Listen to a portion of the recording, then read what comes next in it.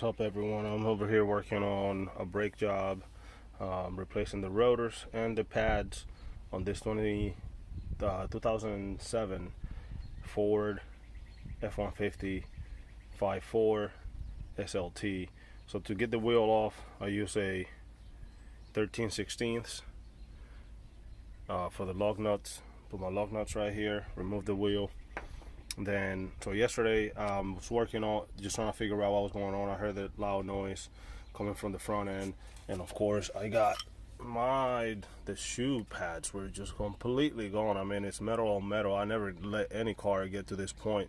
I don't know what happened here, but the other side, it looks not as bad, and the rotors still look all scratched up. So I got new rotors, ordered them 2 days ago. They came in, new pads. We're gonna do this. So in order to get this whole assembly off for the caliper, you go behind here. You have two 18mm bolts right there, one there, and then one down here. Remove those two. That'll get this whole unit. This whole thing comes out.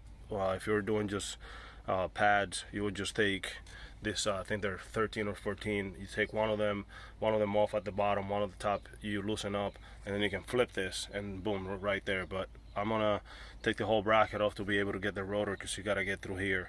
So two 18 mils, remove them. I got a bucket right here. That's where I'm gonna set my assembly. So there's so you don't want to let this hang, because it will break the hose right from the top there. There's some clips here. I'm gonna unhook everything. This is kind of like get the hose not to be linked together to anything else, and go from there. Okay, with those two bolts removed, I'm gonna remove my caliper assembly from here. Whoops, I guess those weren't making contact, but I need to get in there anyway. This is just where the brake pads go, and the reason why it fell like that is because my bolts weren't threaded through here, but that's not a problem.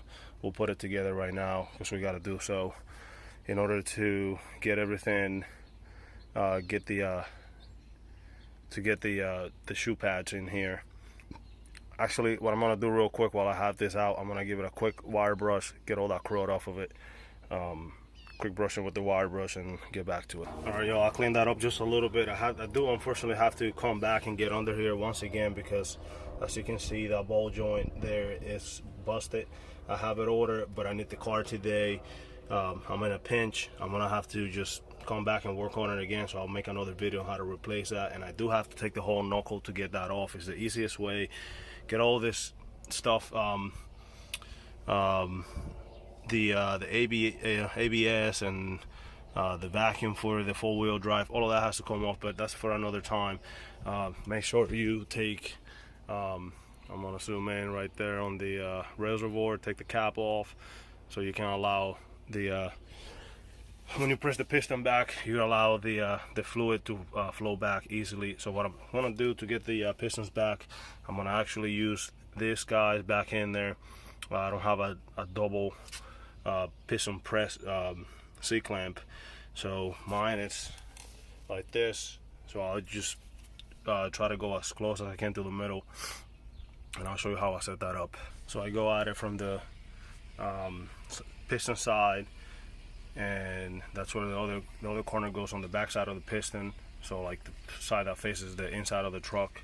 And then I'll just twist away, get my pistons back in. So now with that setup, you can push both of them at the same time and not one at a time. All right, once you have your pistons pressed in, you're gonna come out here and remove the rotor, which is in this car is held by nothing. Sometimes they have two screws, one here, one here. In my case, I don't have that. Means I don't have to do that work. Sometimes they get super tight. All right, there goes that.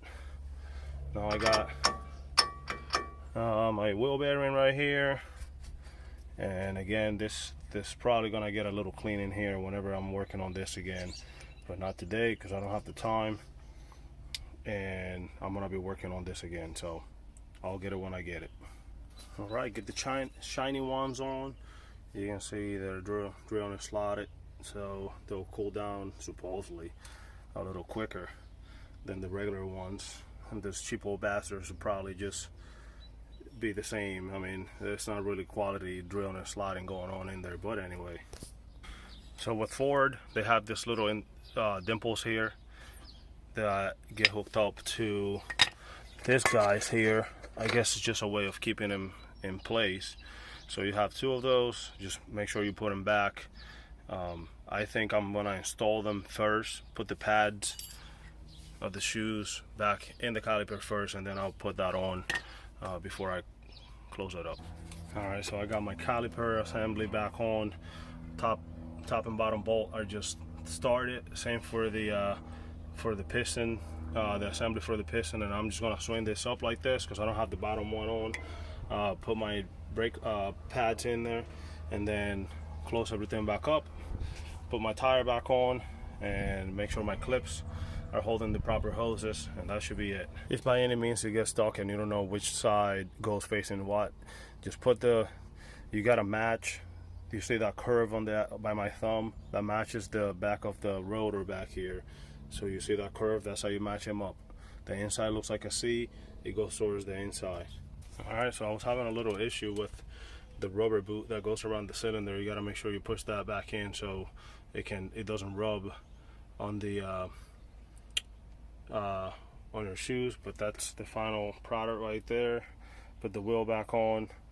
Circuits and specs, I think it's 95 for this one, and on you go.